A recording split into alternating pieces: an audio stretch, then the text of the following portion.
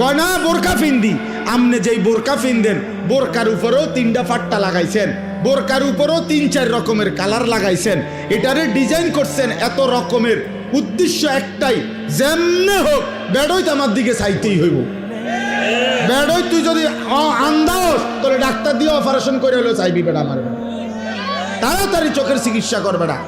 এত কষ্ট কইরা 1 ঘন্টা লাগাইয়া পাউডার ডলছি, ফেয়ার এন্ড লাভলি ডললাম, মেকআপ ডললাম, এত রঙের কাপড় লাগাইলাম, এত জোড়া তালি দিলাম কাপড়ের মধ্যে, লাল কালার কদ্দুর, হলুদ কদ্দুর, বেগুনি কদ্দুর, মাথার উর্ফে একটা, আবার গোলাপ ফুল কদ্দুর, আবার এইটা কদ্দুর, এত কিছু মিলাইয়া উদ্দেশ্য কি? বখাটে রাস্তার দুশ্চরিত্র যারা প্রত্যেকটা পুরুষ আমাকে দেখতেই হবে। আরে বোন, আরে মা, বেপর্দা নারী, তোমারে রাস্তায় যারা দেখে তারা তোমারে রাবেয়া বসরির নজরে দেখে না, মা ফাতেমার নজরে দেখে না, তোমার ভোগের নজরে, উপভোগের নজরে, লালসার নজরে দেখে।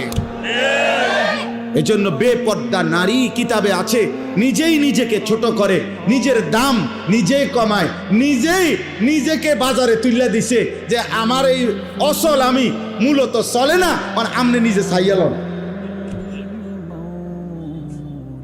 কথা তো ছিল নারীকে খুঁজে নিবে, কথা তো ছিল নারীকে তালাশ করে বের করবে, কথা তো ছিল 10 গ্রাম তালাশ কইরা 50 গ্রাম তালাশ কইরা চরিত্রবান নারী, ইমানদার নারী খুঁজে নিবে। পুরুষ তালাশ করবে, বাপ তালাশ করবে, দাদা তালাশ করবে, মা তালাশ করবে, শাশি তালাশ করবে, ফুফি তালাশ করবে যে একটা ভালো মেয়ে কোথায় পাওয়া যায়। নাকি কথা ছিল এই, কে তালাশ করবে? বেডি তো বাজারে কীর্তন খোঁজেন, আপনি ওই যে আপনি ডেলি গেলে তো পাইবেন, আপনি কীর্তন তো আন